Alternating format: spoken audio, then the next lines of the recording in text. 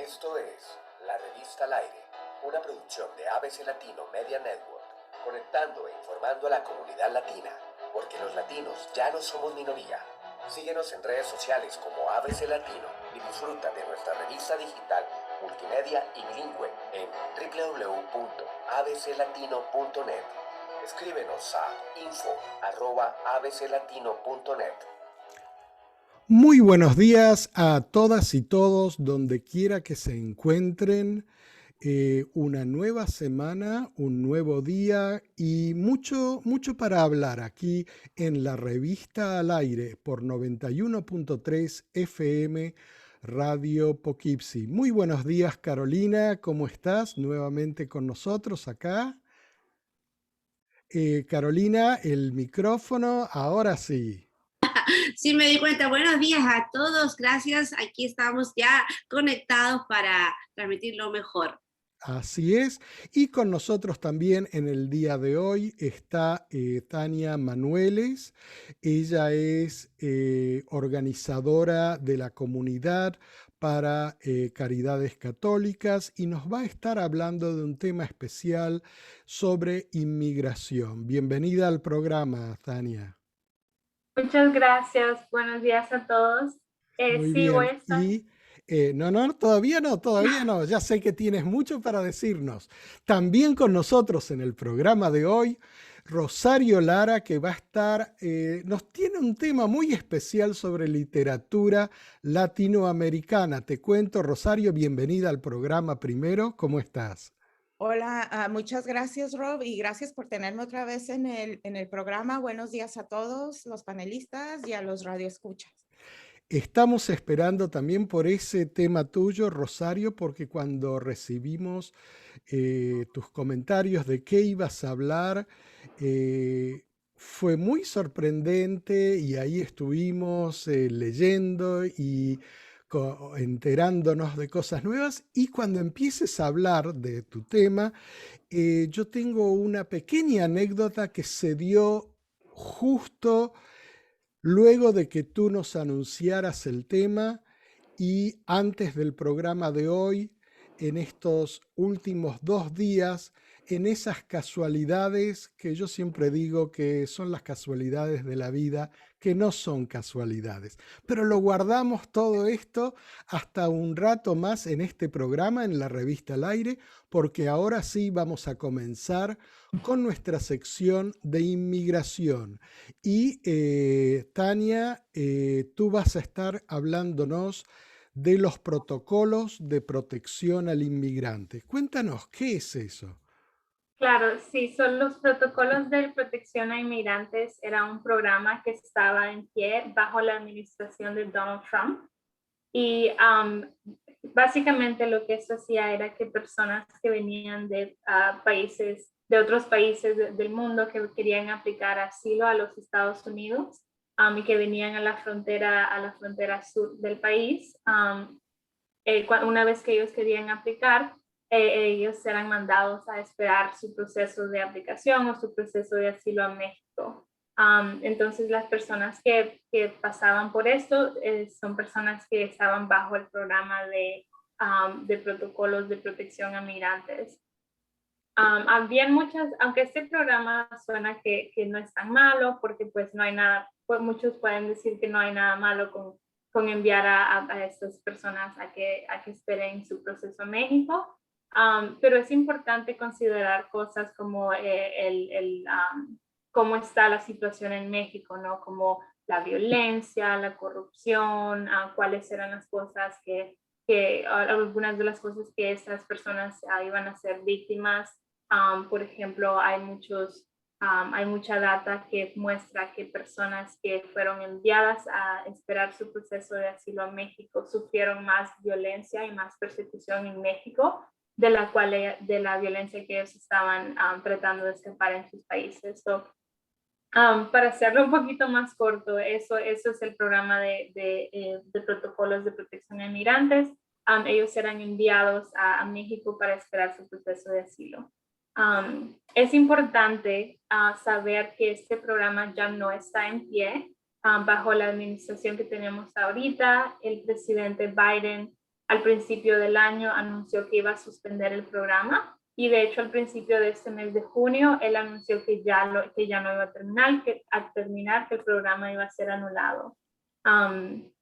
Entonces, esas son buenas noticias, pero también es muy importante reconocer que ya que había más de 50,000 personas que fueron enviadas a México, incluyendo aquellos que no pudieron aplicar a su asilo, incluyendo aquellos que su asilo fue negado, todavía hay personas que están en México esperando y todavía hay personas que fueron, para hacerlo más sencilla la palabra, fueron víctimas de este programa. Entonces, el gobierno está tratando de localizar todas estas personas y ver cómo se pueden ayudar. Ahorita se están tomando en cuenta el poder darle la oportunidad a las personas que están en México de poder someter una aplicación nuevamente. Tania, discúlpame antes que continúes. ¿Cuántas personas han sido retornadas a México, dijiste? Sí, había han habido varios pero varias organizaciones no gubernamentales y organizaciones de derechos humanos han tratado de de tener números concretos. Y la última que leí, si no me equivoco, fueron más de 60,000 personas que fueron enviadas allá. Entonces, 60,000. y tal vez no todas estas personas pudieron aplicar a un asilo, o tal vez no todas pudieron obtener asilo, pero sí hubieron un gran número de personas que fueron regresadas a México. Y como dije hace ratito, desafortunadamente había mucha violencia en los lugares donde ellos tenían que esperar en México. Entonces, mucha de esta gente se vio forzada a regresar a su país de origen. Entonces, esa es una realidad muy triste que pasó bajo la administración previa. Y otra de las cosas que son muy tristes también es que los lugares a los cuales las personas que querían aplicar asilo fueron enviados una vez que fueron regresados a México, eran lugares que si ustedes van a la página de viajes de los Estados Unidos, ellos recomiendan a los estadounidenses que no viajen ahí. Un lugar, por ejemplo, es Tamaulipas, que los Estados Unidos le dice a sus ciudadanos, no vayan a este lugar porque hay mucha violencia, porque hay mucha corrupción, hay mucho tráfico de drogas y es muy peligroso. Entonces, estos son los tipos de lugares que las personas que querían aplicar a un asilo a los Estados Unidos eran enviados y no tenían opción de ir a otro lugar porque muchas de esas personas venían escapando de sus hogares tal vez sin dinero, no traían nada con sí mismos, era muy difícil para ellos poder transportarse a un lugar más seguro cuando ya estaban en México. Y Tania, toda esta gente que fue retornada a México durante la administración anterior, ¿quién se hacía cargo de ellos? Porque no estamos hablando de gente con medios que donde estén más o menos se pueden arreglar. Estamos hablando con gente que realmente destituida. ¿Quién se hacía cargo de ellos en México? Sí, según el acuerdo que tenían los Estados Unidos con México, porque ellos sí tuvieron un acuerdo para que México pudiera recibir todas estas personas. Según ese acuerdo, el gobierno de México iba a proveer a estas personas con un lugar donde quedarse, iba a proveer oportunidades para los chicos para que tal vez puedan tener comida, puedan estudiar, pero pero es importante reconocer que México no tenía los recursos para poder hacer esto. Entonces, sí le dieron el lugar a muchas personas y sí, tal vez le dieron comida a varias personas, pero hubo una gran mayoría de estos individuos que fueron enviados que tal vez vivían en las calles. Hay muchos que todavía viven en casas de campaña, si no me equivoco. Carpas. Carpas de campañas. o carpas. Hay otras personas que estaban viviendo muchas familias juntas en lugares, estaban muy amontonados. Hay gente que todavía está viviendo en las calles, entonces es una realidad muy triste, y algo que hace esto aún peor es, como todos sabemos, acabamos de pasar y estamos aún pasando por una pandemia. Entonces esto afectó a mucha gente. Claro.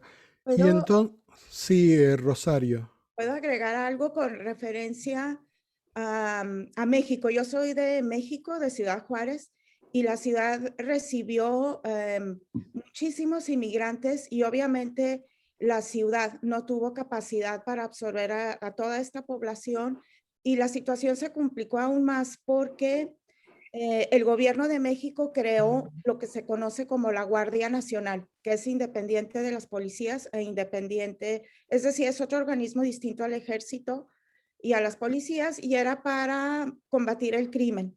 Dentro, para, y, y de hecho, México ha sido muy criticado por algunas personas, organizaciones de derechos humanos, porque la Guardia Nacional se utilizó en contra de los inmigrantes.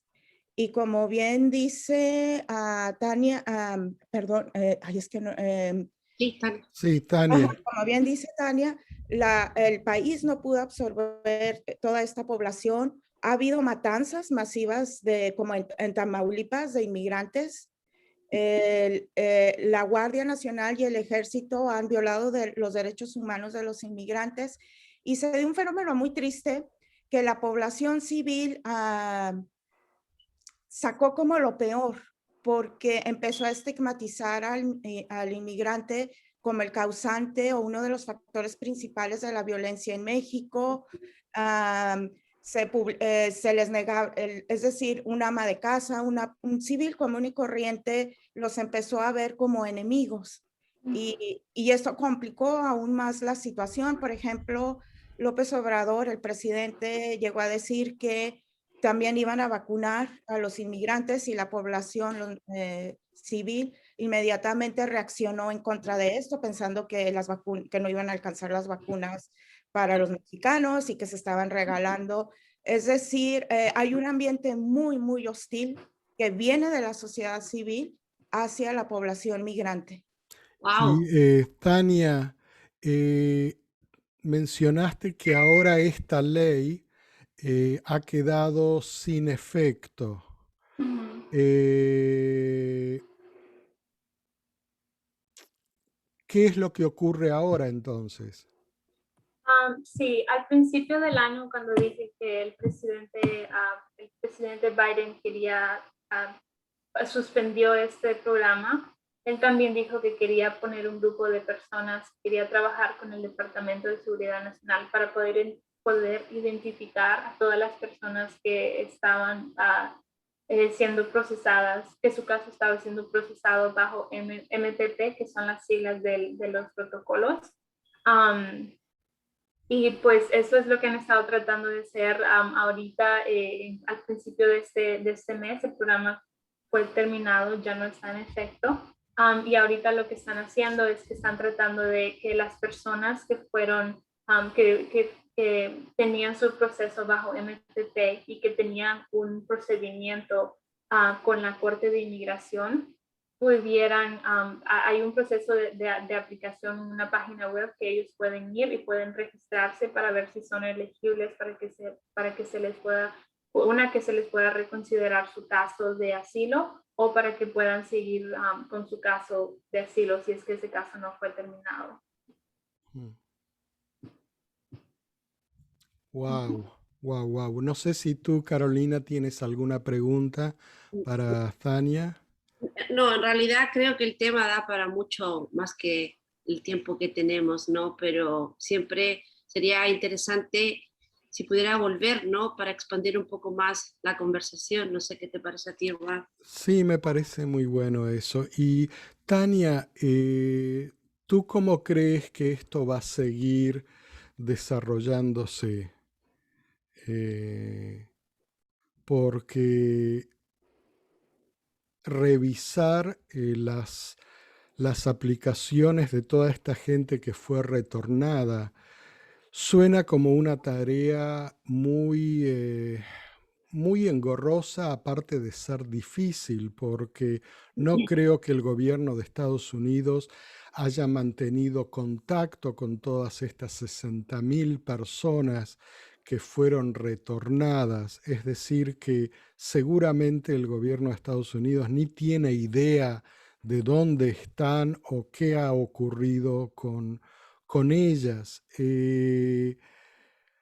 ¿Tú crees que esta nueva decisión del gobierno actual realmente va a ocuparse de hacer un follow-up o es simplemente una forma, una declaración pública como para decir, bueno, ya no se hace más esto y aquí vamos a alentar esta nueva política, pero que en realidad nada va a pasar? ¿Cómo se ve entre las organizaciones que trabajan con los inmigrantes? Y sobre todo, si hay latinos ya viviendo aquí en Estados Unidos y que algunos de sus parientes hayan sido de esta gente retornada, ¿hay algún número de alguna dependencia oficial o algún lugar donde los que ya están acá puedan llamar y averiguar cómo tienen que hacer sus parientes que fueron retornados? Claro, sí. Bueno, refiriéndome a la pregunta que preguntaste primero acerca de qué creo yo acerca de esta política, para ser honesta, creo que por lo menos es un paso. El hecho de que fue terminada es algo muy grande. Sería muy ideal, sería muy irreal el pensar que se van a poder alcanzar todas las personas que fueron enviadas de regreso a México, porque como dijo Rosario, muchas personas fueron víctimas y pues algunas personas hasta fueron asesinadas. Como mencioné hace rato, otras personas se regresaron a sus países y quién sabe qué les pasó allá, ya que ellos querían escapar persecución en primer lugar. Um, entonces es muy difícil poder decir si este programa va a funcionar, el hecho de que fue parado el programa va a funcionar o lo que la nueva política hace va a funcionar. Sería muy difícil decir si va a ser efectivo 100%, pero es un paso y creo que eso es algo bueno.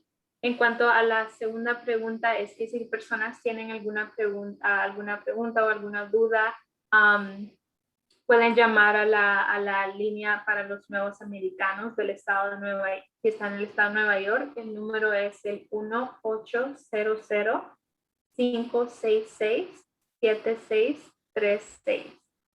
Y ellos van a ser referidos ahí para la ayuda que ellos necesiten. Muy bien, y el número nuevamente es el 1-800-566-7636 y por supuesto pueden hablar en español. Claro. Muy bien, muchísimas gracias, Tania, por esta información y por actualizarnos sobre este protocolo para los inmigrantes y de lo que está ocurriendo. Muchas gracias. Gracias, Tania. Bueno, gracias por tenerme. Fue un gusto estar aquí. Qué interesante información compartió, ¿no? Y lo que dijo Rosario me dejó pensando mucho, ¿dónde están los derechos humanos ahí, no?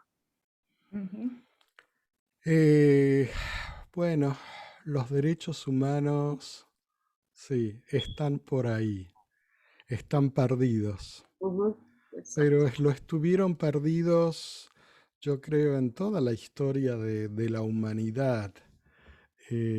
Siempre ha habido, es como que nunca podemos salir de los opuestos en lo que es la historia del hombre como individuo, ¿verdad? Y esos opuestos siempre nos tiran en direcciones contrarias. Los derechos humanos que siempre se levantan como banderas y al mismo tiempo todo lo que se hace en contra de los derechos humanos. Y es una puja constante. Creo que es como la vida misma, no sé, no quiero entrar en temas así de religiones, pero es como esa puja constante entre el bien y el mal en la vida del ser humano. Y es una constante a través de todos los tiempos, a través de miles y miles y miles de años, en distintas civilizaciones, en distintas culturas. Y esto es una expresión más de todo ello, ¿verdad? Sí.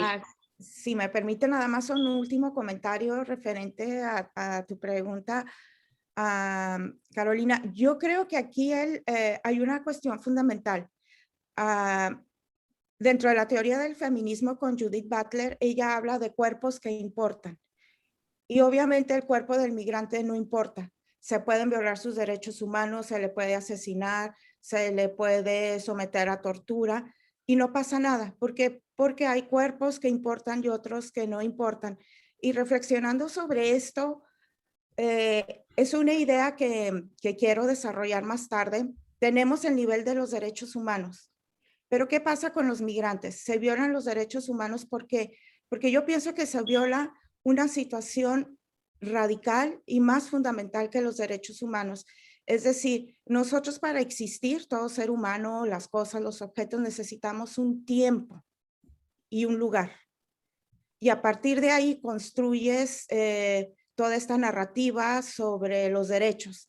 Pero al inmigrante se le ha negado el tiempo y el lugar, que es mucho más fundamental que los derechos humanos, porque es a partir de ahí donde inicias la construcción de la idea que se tiene del ser humano. Entonces al migrante se le niega un espacio, un tiempo y su cuerpo.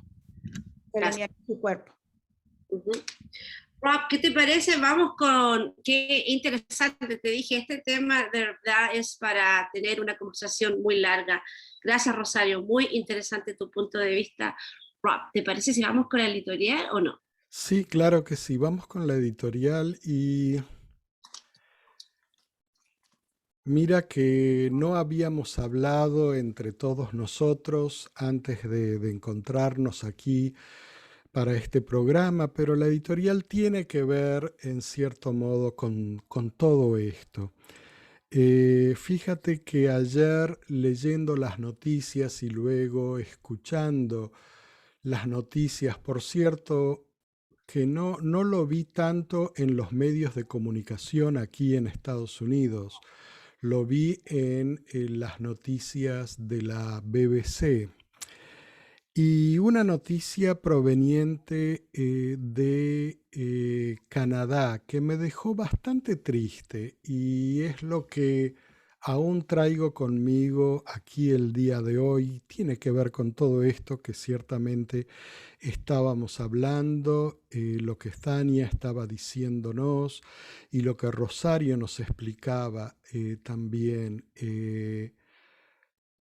Se siguen descubriendo en Canadá cientos y cientos de tumbas sin lápidas, de tumbas de los indígenas en Canadá, y se siguen descubriendo en las instalaciones de lo que fueron las escuelas para los nativos indígenas en Canadá de los años 50, 60 y 70 de la Iglesia Católica.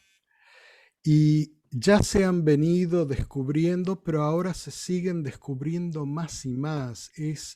Estamos hablando de más de 700 tumbas sin lápidas, sin marcas, en una escuela, más de 300 en otra escuela, más de 500 por otro lado.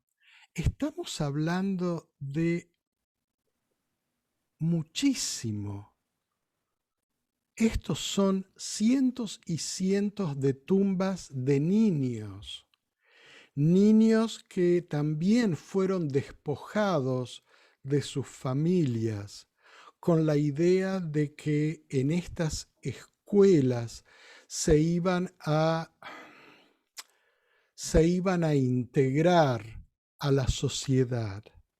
Y no es una historia sola de Canadá, yo creo que esto es algo que ocurrió en muchísimos lugares en Latinoamérica también, lo sabemos desde la época de la colonia, estas escuelas de la iglesia que procuraban traer la civilización a los indígenas. Las ha habido por todos lados, pero me dejó así realmente muy tocado interiormente, muy triste. Eh, Quizás porque nunca lo hubiera pensado de Canadá. Nunca lo hubiera pensado de Canadá, pero obviamente esto es algo que ha ocurrido durante tantos cientos de años a través de todo el mundo y es como así la espiritualidad, la religión, que a la vez que nos trae un sentido de la vida o una interpretación de lo que puede ser algo más trascendental en la vida, más que este mundo material al que estamos acostumbrados, sobre todo en Occidente, pero al mismo tiempo cuánto daño en nombre de eso se ha hecho y se sigue haciendo. Y nuevamente caemos en lo que tú estabas diciendo, Caro, lo que yo comentaba hace un ratito, esa puja entre el bien y el mal que parece ser constante, que parece no acabar, como que la vida de este ser humano que todos encarnamos trae aparejado en sí mismo ese bien y el mal. Y no sé por qué tiene que ser así. No lo puedo comprender. No sé por qué tiene que ser así.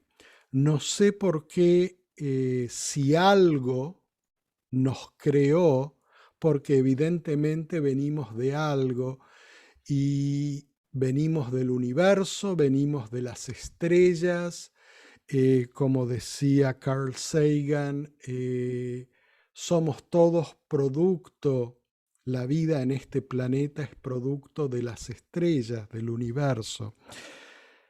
Sea como sea, eso de estas leyes que están en juego continuamente en nosotros, que en una época cuando empecé a comprenderlas un poco mejor, me gustaban, cada día me gustan menos, porque no hay duda que en todos nosotros en esta vida, en la tierra, hay dos leyes universales que están jugando continuamente. Una es la ley de el libre albedrío. Hemos recibido el libre albedrío. Siempre tenemos la posibilidad de escoger cómo actuamos ante cada momento de nuestra vida. Y al mismo tiempo parece que esa otra ley invisible que nos rige a todos es la ley de esa predestinación de que hemos venido a este mundo a hacer algo. Y esas dos leyes siempre están con nosotros, el libre albedrío y esa predestinación a cumplir nuestro propósito en esta vida tan finita que tenemos. Y bueno, no sé, a veces me da mucha esperanza en estos momentos y con todas estas noticias provenientes de Canadá me da mucha tristeza. Y no creo que es algo que lo vamos a resolver el día de hoy, pero es algo que está ahí y lo dejo así planteado y me gustaría escuchar si ustedes tienen alguna opinión sobre esto. Gracias. Bueno, quizás Rosario tiene más que decir. A mí también me sorprendió que ocurriera en Canadá, porque es eso, ¿no? Cuando Ah, uno Sí, fíjate que yo a Canadá hasta hace poco lo tenía como un país, Ejemplo, casi. exactamente, Ujú. ajá, como un modelo. Pero la imagen de Canadá se me empezó a caer cuando en México, durante la administración del presidente Trump y ya había entrado Manuel López Obrador ya había tomado, ya estaba en la presidencia. Entonces se empezó a hablar sobre modificar el Tratado de Libre Comercio entre México, Estados Unidos y Canadá. Y porque el tratado anterior establecía relaciones totalmente injustas hacia México. Es decir, por ejemplo, los canadienses y los estadounidenses podían venir a trabajar con mayores facilidades a México, pero un mexicano tenía que pasar por un proceso mucho más difícil para venir a trabajar aquí a los Estados Unidos o Canadá. Los dos países, bueno, los tres, porque el tratado se firmó durante el gobierno de Carlos Salinas de Gortari, se aprobó que los salarios de los obreros en México que trabajaban en fábricas canadienses, estadounidenses, eran mucho más bajos que el salario de un obrero norteamericano o un canadiense. Y lo aprobó el gobierno de Canadá, es decir, ahí se le olvidaron los derechos humanos, los derechos laborales. También aprobaron que al trabajador mexicano se le prohibió formar sindicatos laborales. Entonces, ahí como que empecé, dije, ah, caray, Canadá aprobó esto, pues no, que es un país en favor de los derechos humanos, los derechos laborales, los derechos de los niños. Y, y lo de las tumbas es muy, muy triste y es una realidad que, por ejemplo, pasa constantemente en México. México es una fosa común, todo el país, porque día tras día tú ves a las madres, a las hermanas, sobre todo son las mujeres, las que están haciendo la búsqueda de los desaparecidos, de sus muertos, y no hay justicia, como pasa, por ejemplo, con estos niños o que encontraron, es decir, todos estos niños que encontraron enterrados, ni siquiera tienen derecho a un nombre, ni siquiera eso. Entonces dices, pues, ¿dónde quedó la justicia? Y una sociedad donde no se hace justicia es una sociedad enferma, porque para sanar necesitas tener ese sentimiento de que se te hizo justicia. Si no, es muy difícil llevar la vida. Para mí es el primer paso. La sociedad necesita hacer justicia. Sí, ciertamente es siempre la ley del más poderoso. Es la ley del que tiene más fuerza para imponer sus creencias, sus pensamientos, sus interpretaciones, sus propias debilidades. Es algo demasiado visto, desgraciadamente, algo que en este siglo XXI ya podríamos estar dejándolo detrás, en este siglo XXI donde ya estamos tan cerca de colonizar otros mundos. Y si miramos lo que hemos hecho en este mundo con las distintas colonizaciones, porque en realidad no hay ningún continente que fue colonizado, cada continente tenía su propia población en todo momento. No es que hubo continentes desiertos donde alguien llegó a colonizar. No, en cada lugar de este mundo siempre hubo habitantes, ¿verdad? Bueno, Una pregunta, ¿el internado era dirigido por una organización católica? eran iglesias católicas. Ok, y La Iglesia Católica manejaba estas escuelas rurales que recibían a los chicos, a los hijos de los indígenas de Canadá, pero no es que los recibían, eran separados de sus familias y eran enviados a estas escuelas porque se consideraba que los padres ya no podían ser integrados a la cultura de Canadá, pero los niños sí. Entonces, sacan a estos niños de, de sus familias, ¿no? Supuesto, como decimos nosotros, para lavarles el cerebro, ¿no? De que los van a criar a la manera que ellos quieren. Deciden eliminarlos. No sé si eso es lo que no está claro en las noticias. No es que deciden eliminarnos, pero sí se ha probado que la vida diaria en esos internados era muy dura. Es decir, los chicos no fueron tratados como si fueran hijos de otros canadienses, sino que fueron tratados como hijos o como chicos de segunda o de tercera. Entonces, los albergues eran muy precarios, la atención médica no era de la mejor, la comida no estaba siempre ahí. Entonces, hubo muchos fallecimientos.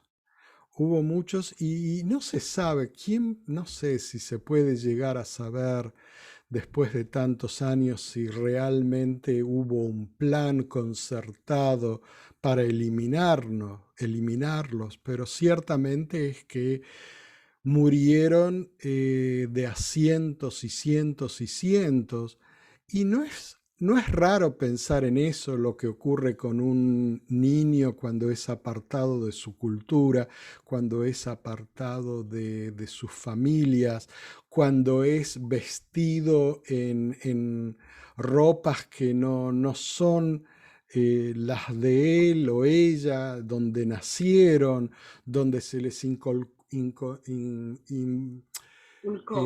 sí, donde se les instala una creencia que no es la de ellos, no es la que mamaron desde su infancia. Esos niños pasan por una depresión tan grande, que de todo puede ocurrir. Y entonces, bueno, pero lo cierto es que están descubriendo estas tumbas sin marcas y eso que el gobierno canadiense ya hace años atrás, no recuerdo exactamente qué año, pero ya unos años atrás, a fines del siglo XX, había reconocido que esas escuelas habían sido un fracaso. Pero este es un nuevo descubrimiento que lo lleva a una dimensión mucho más distinta. Sí, me imagino que como todos los niños en cada clase, cada uno tiene una personalidad distinta y me pregunto si los que ellos se daban cuenta que eran un poco muy líderes que podrían causar revuelo fueron los que lamentablemente fallecieron. Uno nunca sabe. Un resfrío, sabemos que Canadá también tiene inviernos muy crudos y serían métodos muy simples, una neumonía y pues mal Sí, cuidada. sí, pero es algo muy triste. Pero bueno, Rosario, literatura latinoamericana. Vamos a ver, pero a ver si estamos como para escuchar una canción Sí, antes de cambiar de tema. me parece que sí.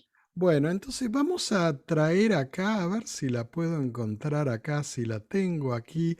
Es un poquito larga, pero vamos a ponerla por lo menos un rato. Esta es una canción en vivo en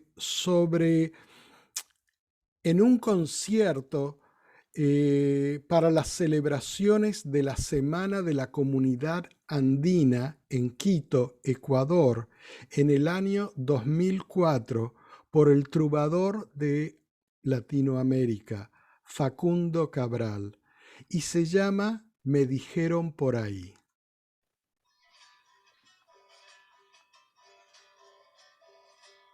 Dice el gaucho de la pampa donde comencé a cantar, Es el gaucho de la pampa donde comencé a cantar, que cuando el caballo es de uno no lo tenemos que atar, que cuando el caballo es de uno no lo tenemos que atar. La tenés que cuidar tanto, todavía no es tu mujer.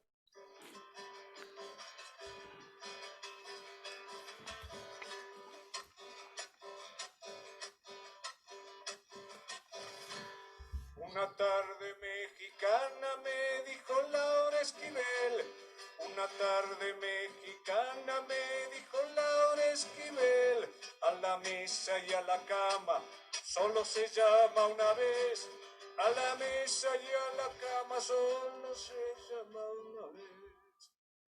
Tenés que estar atento porque por ahí te quedas afuera de la fiesta.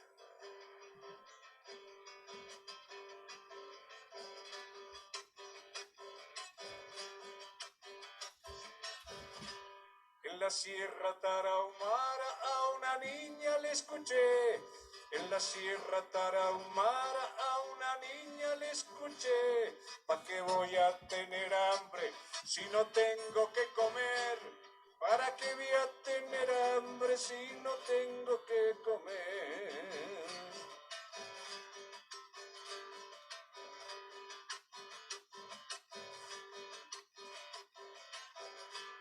Al costado de Florencia un jesuita me enseñó, al costado de Florencia un jesuita me enseñó que es mejor que uno no pida aquello que nunca dio, que es mejor que uno no pida aquello que nunca dio. Agustín aconsejaba, solo pide justicia, pero sería mejor que no pidieras nada. O dicho de otra manera, no interrumpas con tu pequeña cabeza la grandiosa tarea del Señor.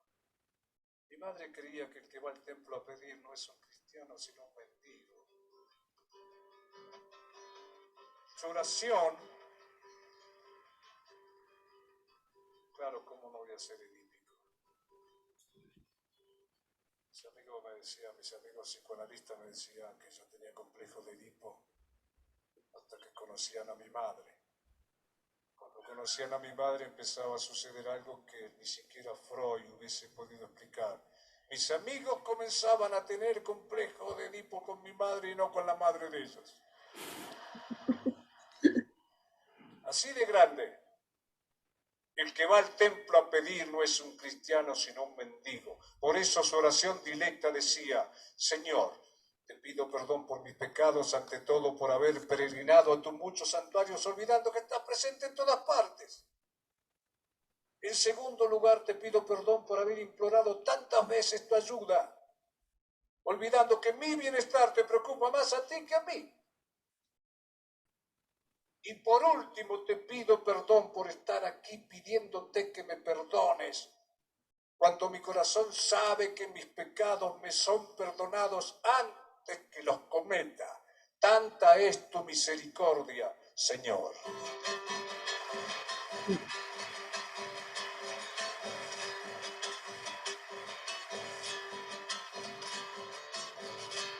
Los gitanos de Sevilla nunca dejan de cantar, los gitanos de Sevilla nunca dejan de cantar, que es mejor gastarse andando que cuidarse en un lugar, que es mejor gastarse andando que cuidarse en un lugar.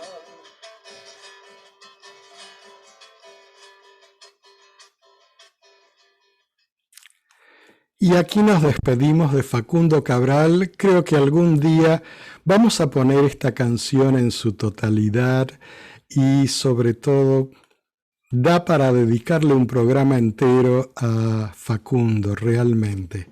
Pero tenemos literatura latinoamericana acá y un tema muy interesante que nos trae Rosario. Cuéntanos. Bueno, gracias, Rob. Antes de empezar, quiero recordar una idea de una amiga mía. Y cuando me la dijo, la adopté. Y ella me decía, los libros, tú no encuentras a los libros te encuentran a ti, llegan a tu vida cuando tú los necesitas. Entonces, una vez hace como 5 años andando en una en una biblioteca de aquí, en una librería de aquí de New Paltz, me encontré un librito que se llama Testimonios sobre lo Invisible. Y me llamó la atención más que nada porque venía un artículo de Jorge Luis Borges. Y lo primero que pensé, los americanos están leyendo a Jorge Luis Borges, lo voy a llevar. Y lo olvidé como por unos 5 años, y el subtítulo es Ensayo sobre Swedenborg. Yo no sabía ni tenía idea quién era Swedenborg o quién fue Swedenborg. Y luego en febrero tuve muy malas noticias, pero y me puse a ver Netflix, aquí voy a hacer un anuncio sin querer, y me puse a ver una película, según yo, de terror, que se llama El mundo de cosas vistas y cosas oídas. Y resulta que es una dramatización sobre una idea de Swedenborg. Y cuando mencionan a Swedenborg dije, ese nombre me suena. Inmediatamente fui y corrí a ver si encontraba el libro, y era el mismo personaje, el de la película y el del libro, y resultó que sí. Y dije, bueno, pues lo voy a leer. Y al irlo leyendo, toda esta frustración que traía, toda esta ansiedad como que fue descendiendo. Y dije, es que ese libro me encontró y volvió a aparecer en el momento que yo lo necesitaba. Pero ahora sí entremos en materia. Bueno, Swedenborg fue un científico del siglo XVIII y que se dedicó a la ciencia, pero tuvo como una experiencia mística, y a partir de ese momento empezó a escribir sobre su experiencia. Y Jorge Luis Borges comenta sobre él porque Borges nos señala que el pensamiento de Swedenborg, o la experiencia más bien de Swedenborg, influyó notablemente en su literatura. Y la idea principal de Swedenborg es que, como decía Rob, bueno, la idea principal es que el ser humano es divino y Dios es humano, y todos formamos parte de una unidad que nosotros le podemos llamar Dios, la naturaleza, el universo, y que podemos experimentar esta unidad cuya base es el bien. Swedenborg, como nos dice Jorge Luis Borges, utiliza toda la simbología cristiana, es decir, él obviamente era hijo de padres protestantes, y pues utiliza las herramientas que tiene a su disposición culturalmente, en este caso el cristianismo, para expresar su experiencia. Y Jorge Luis Borges va haciendo una analogía entre otro gran artista o pensador que fue Dante Alighieri y Swedenborg. Y él dice, bueno, llegan los dos a describir el mundo o experiencias del más allá, no sobrenaturales, no con este sentido que le damos nosotros de misterioso, tenebroso, no, simplemente más allá de la experiencia física. Y nos dice que la diferencia entre ambos es que Dante nos describe todo un mundo en términos geográficos, en términos del espacio, y en Swedenborg lo que nos describe son más bien estados de conciencia. Y una idea que me impresionó a mí es que para Swedenborg el infierno y el cielo no están después de la muerte, sino que para él hay varios infiernos y varios cielos, y que los vivimos hoy y ahora, estando en este cuerpo, en este momento.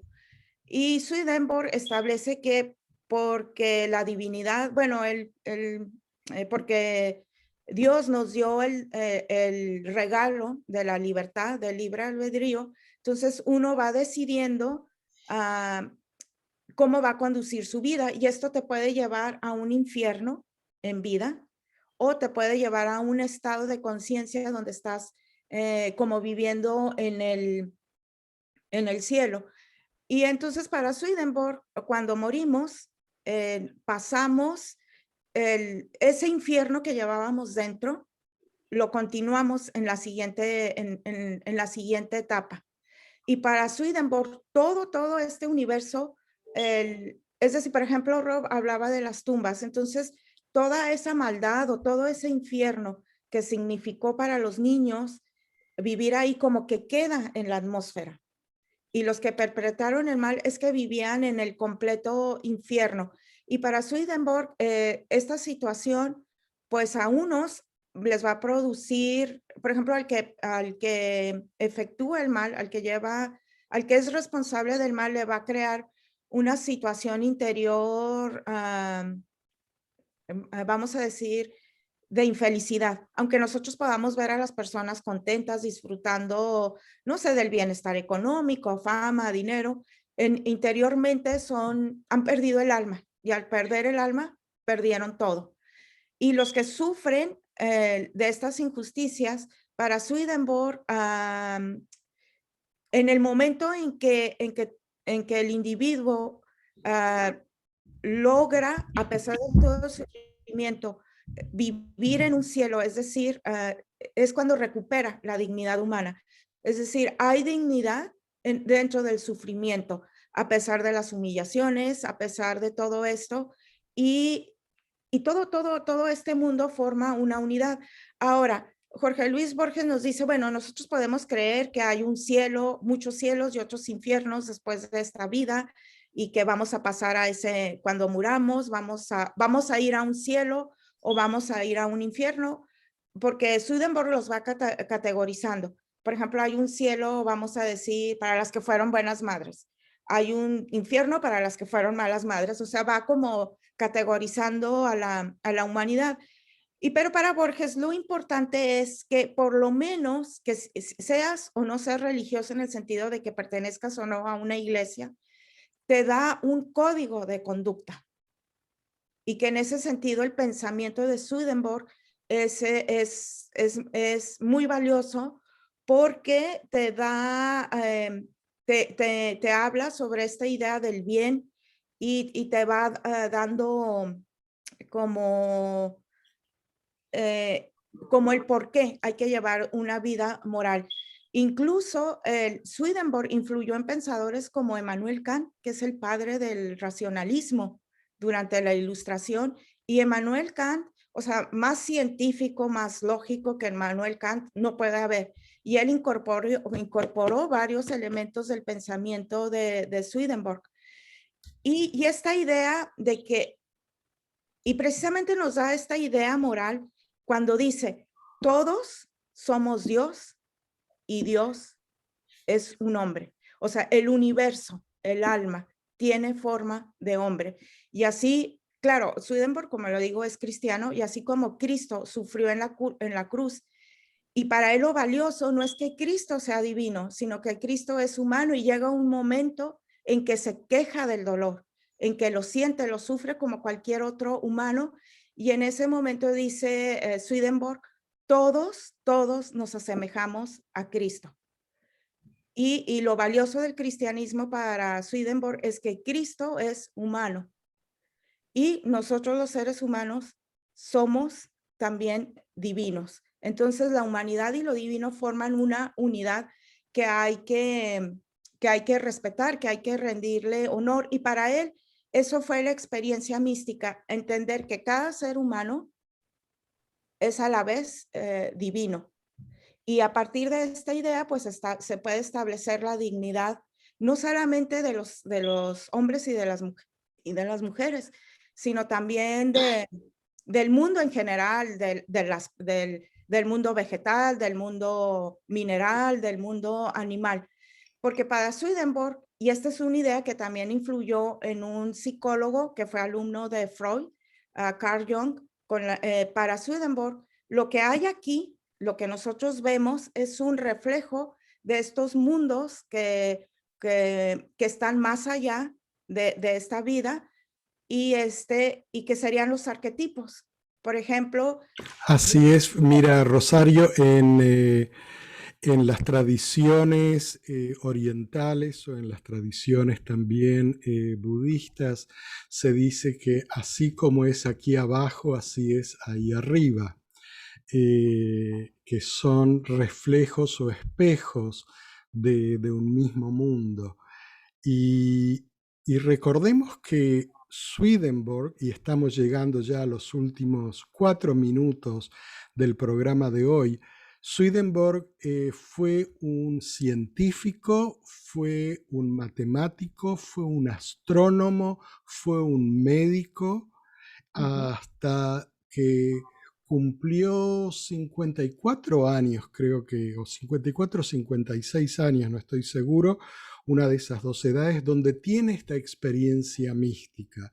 Y a partir de ese momento se dedica a explicar y a transmitir la espiritualidad, pero con los instrumentos de la ciencia.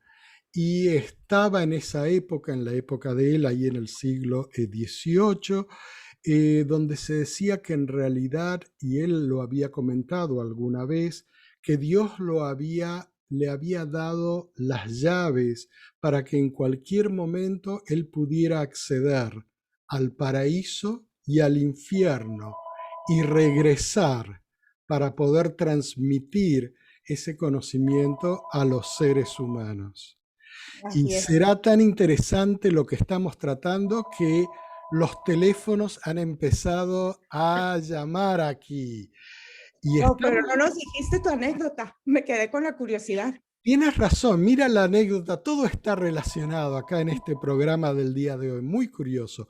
Ayer con Caro estábamos grabando otro programa de radio, la Mesa de Barrio, y en Mesa de Barrio teníamos a uno de los invitados, una persona ahora muy interesante, tiene 80 y pico años en este momento, es profesor universitario, de literatura. Aquí está. Esperemos que no se escuche mucho porque no lo puedo frenar ahora. Pero él había llegado a conocer personalmente a Jorge Luis Borges en una visita que Borges hizo a California, a la universidad donde él estaba dando clases, y tuvo una ocasión de reunirse con él y de conversar e intercambiar así comentarios. Y él dijo que fue una experiencia muy, muy importante en su vida, ese encuentro que él tuvo con Borges. Ah, sí, de veras que todo está conectado. Sí, impresionante. Ajá.